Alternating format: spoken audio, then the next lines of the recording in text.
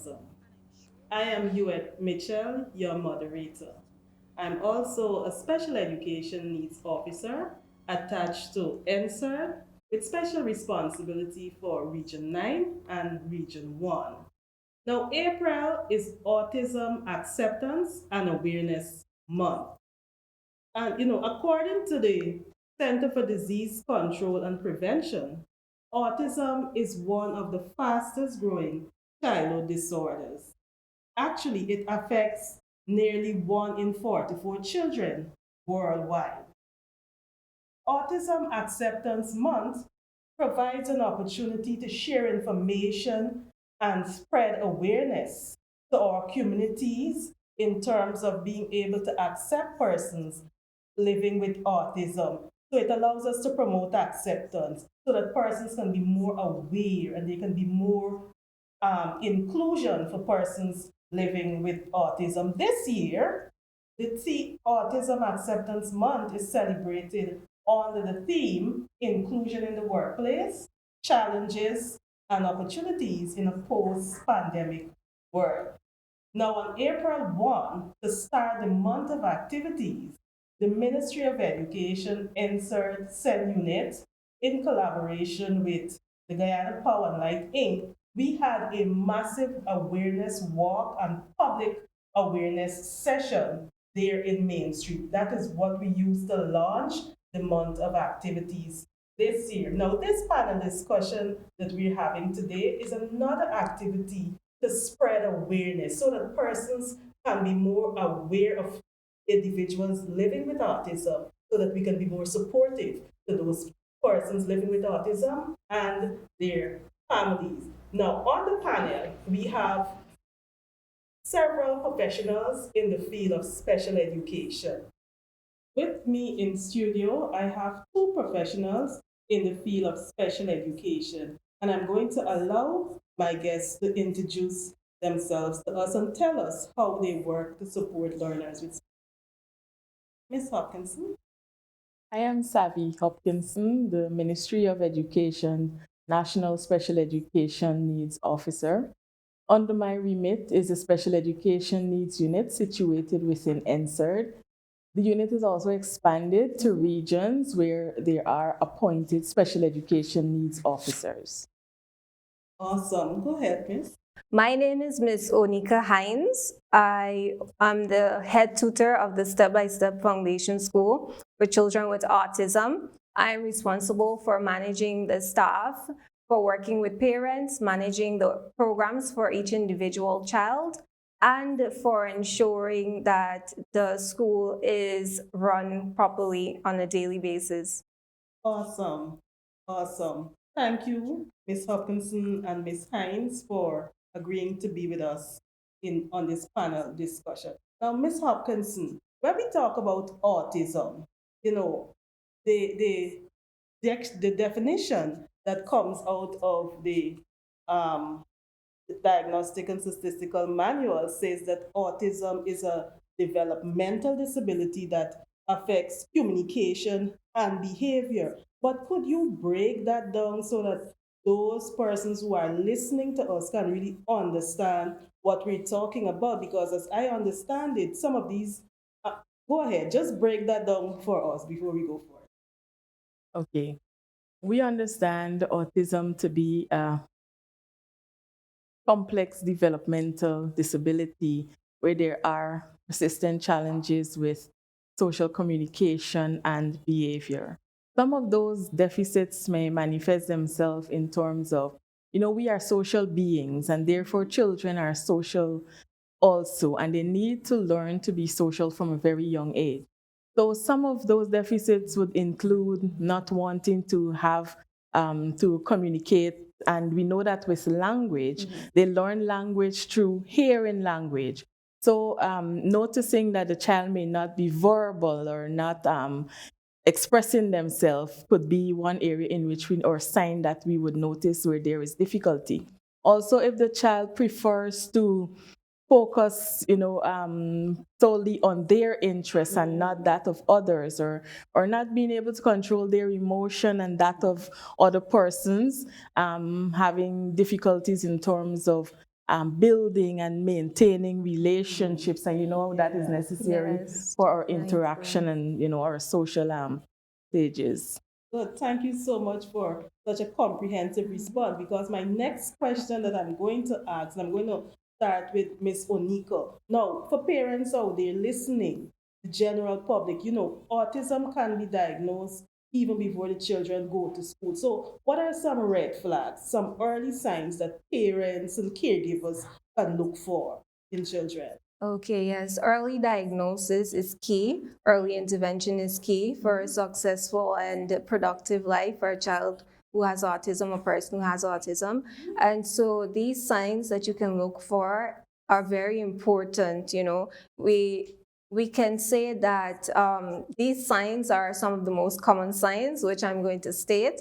And you can observe these signs in your children by just looking at them, playing with them, interacting with them. These are signs that are there. These are things that you could actually see, and you could even talk with them and determine whether or not they could understand you. So I'm just going to list it.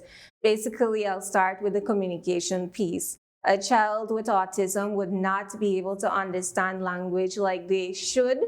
They would not understand simple instructions like come, sit, put, and things like that. So by just talking with your child and giving them instructions, you'll be able to know if they are processing the language at their developmental age.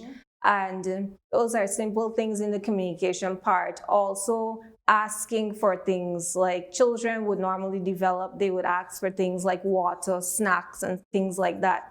What we find with children with autism, but it depends on the level of autism too. Some of them, they would not ask for things, they would grab, they would not ask or try to communicate, no pointing. So in that way, communication is definitely affected. Also, we can look at the social interaction piece, where the child does not give eye contact or limited eye contact.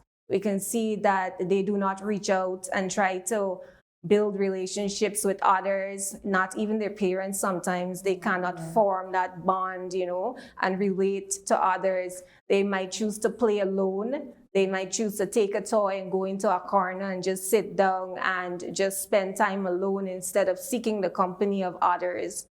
Awesome, Yeah. awesome. I don't know if Ms. Hopkinson want to add anything, but I did hear you talking about language and developing their language and so on. So for parents, if you would like to know a good gauge of where your child's language development should be, let's say for 18 months, 2-year old, you could look at the child clinic card, and that will give you a range of what the typical development would look like. So if you see your child is constantly falling behind, start to ask questions. Talk to your pediatrician, talk to the nurse at the health center, and I'm sure as we go along, we'll find more ways in which we can get Yes. information out when we realize that these signs. So I'm just going to recap. You said no pointing, no language, or a delay in language development. Isolated or solitary play, lack of eye contact, and those are some of the things we can pick up early when we are dealing with children with autism. I also learned that one of the signs that we can look for very early is that we find that Ms. Hopkinson spoke about the social interaction piece, where we have children who do not respond, they don't have this smiling and that kind of thing. So you want to look at that too for your children. So in terms of early signs and red flags for autism. But before we go any further, I might say a child might have delay in language, but that does not mean that the child has autism as well. So we want to be very careful so that we know if it's just a delay or if it's autism. All right? So as we continue in our discussion at this time, you said you're the head tutor at Step by Step Foundation, which is a school that provides services to children with autism. So tell us, Ms. Hines, how can teachers support children with autism in their classroom? Okay, so teachers can support children with autism firstly by understanding them, because it is important to understand that each child with autism is different. Each child is unique, and so their needs are also different, and the areas that are affected may also be different from others. So in order to help the child, you need to understand what their needs are to meet them at that developmental level. For instance, you might have a child with one word. You might have another child with sentences. So you need to understand where they are on the spectrum before you can actually help that child. One way we help children with communication in the classroom is by using pictures. You can have a book with pictures of their favorite items, whether it's toys or food items, juice, snacks, and so on. And we teach them the use of communication, words and pictures to communicate. So they don't understand what it means to communicate. So most of them, we have to teach it to them. So we would present the picture and then have them take it off from the book and give it over to you as a mode of teaching them how to communicate using pictures. Awesome. The other way is by using a board where they would point to specific objects and build sentences. So we're actually teaching them communication, because one of the deficits is in the communication area. So that's how we work on that, which is very important, because in the classroom, if a child cannot communicate their need, then it's very hard, for the teacher to understand them. So communication is an area to start working on and building for them. Thank you. Awesome. Now, you mentioned that autism affect children differently. You said, some of them are on a spectrum. Just to clarify for our audience, when we talk about autism being a spectrum, we talk about the degree to how the children are affected or how individuals are affected. Some persons have mild autism, that would be one end of the spectrum, and then we have severe autism, where you find a child with mild autism may have some speech, but then they might present some other signs in terms of repetitive behavior and that kind of thing. But then a child who is severely affected by autism, they might be completely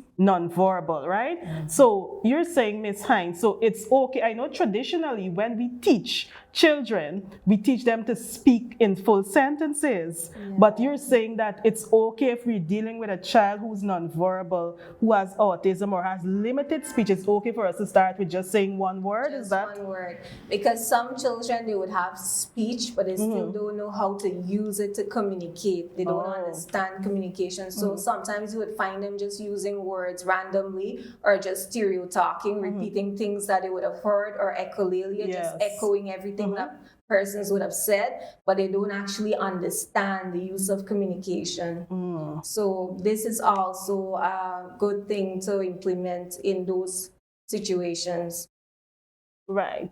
So thank you again. So Ms. Hopkinson, now that the public and teachers who are listening would have heard some of the signs, they know what autism is, they would have heard some of the early red flags. What can teachers do to in the classroom again to support? What kind of support we can offer?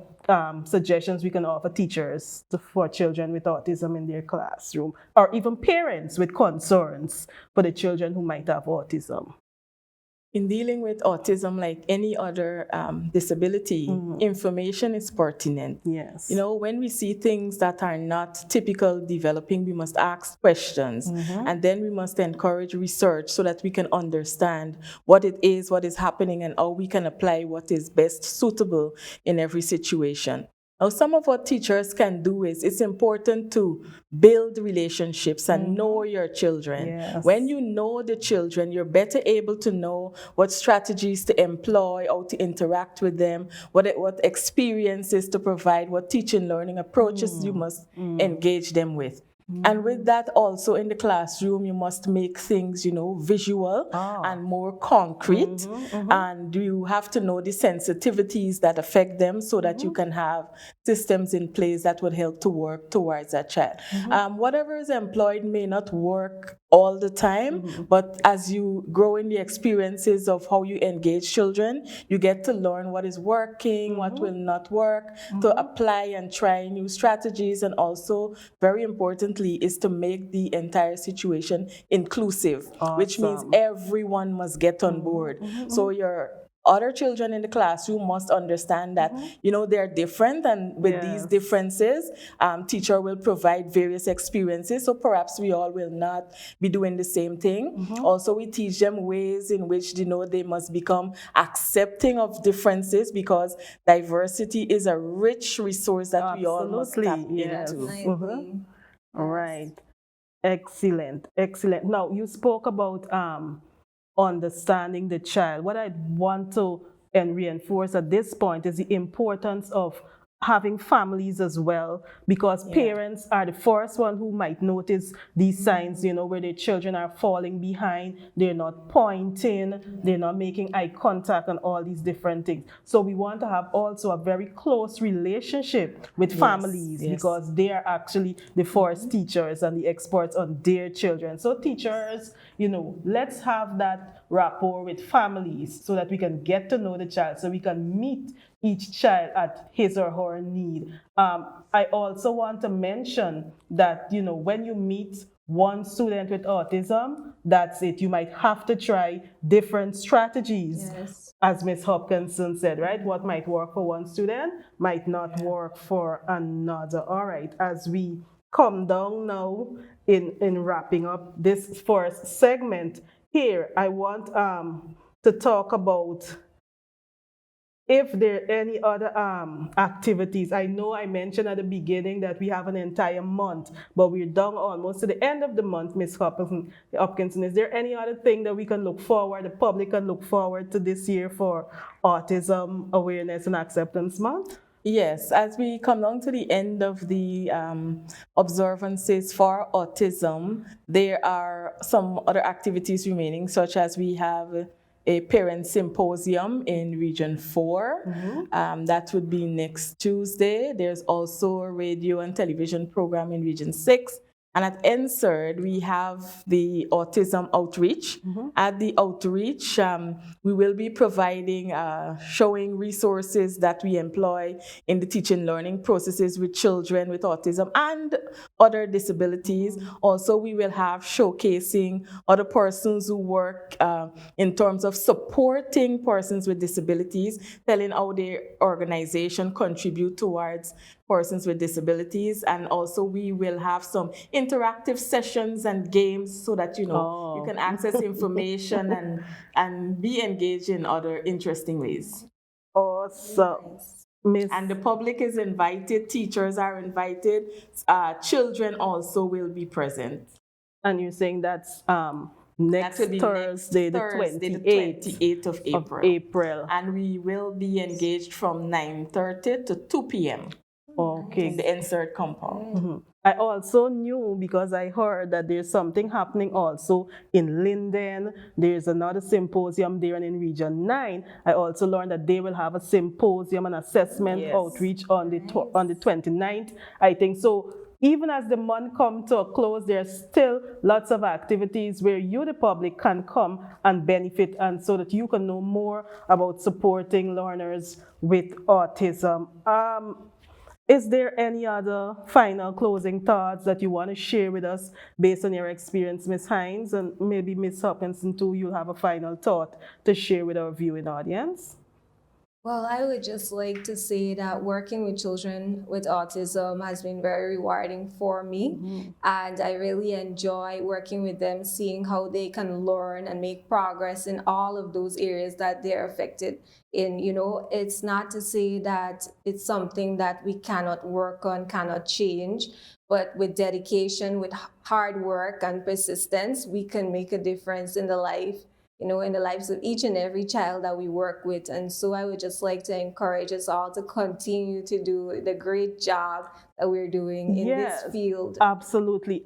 So in order for a student to get into step-by-step, what's the process? And so if I know somebody who has a child with autism and they want to get into the school? What's the procedure? Is there a waiting list? What do we need to do? Okay, so we would give that person an appointment. They can call, make an appointment, so we can do the pre-screening to make sure that the child is suitable for the school, and then they will be placed on our waiting list. Yes. Okay, so there's a waiting. A long waiting list, yes. All right, good, thank you. And Ms. Hopkinson, is there any special plans, for children with autism, within the school system, the public system, and so on, as you wrap up? I would like to bring it together by sharing that, I would like to commend firstly those parents who have children with autism. It is very challenging, but parents are their rock and their support along with the rest of their families and teachers. I would like to encourage that if any parent, family members, teachers notice any of the signs shared earlier, that you can ask for an evaluation. The Ministry of Education has put systems in place that can help to support children with autism and any other disabilities. So if you notice these signs or anything that is not typical developing, ask for an evaluation. Contact us and ask for that process to take place so that we too can get involved and be able to show you what direction you should go in terms of gaining our support. Awesome. So we can make contact, the public can make contact with Yes, the public can make contact with the Special Education Needs Unit. Awesome. So thank you so much, Ms. Hines. Thank you so much, Ms. Hopkinson, for taking time off to be with me on this segment of Let's Talk Autism.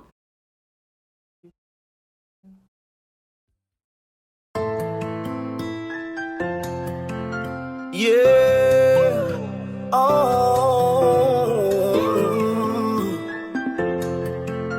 Yeah. I smile, I laugh, I cry the same as you. And even when it's hot or when it's cold, you know that I can feel it too. I may have meltdowns every day, but then you know just what to say you do. And when my triggers start to play, you figured out a way to keep them all at bay. It's true. And even when you wanna cry inside, you encourage me each time I try. When bad days seem to come my way, a smiling face can change the day. Cause though I'm autistic, you've been optimistic. You never try to hold me back. When I have troubles, you're there on the double, keeping me on track. I live in a world much different than yours. Don't blame me for my actions when thoughts I cannot put into words. Excuse me.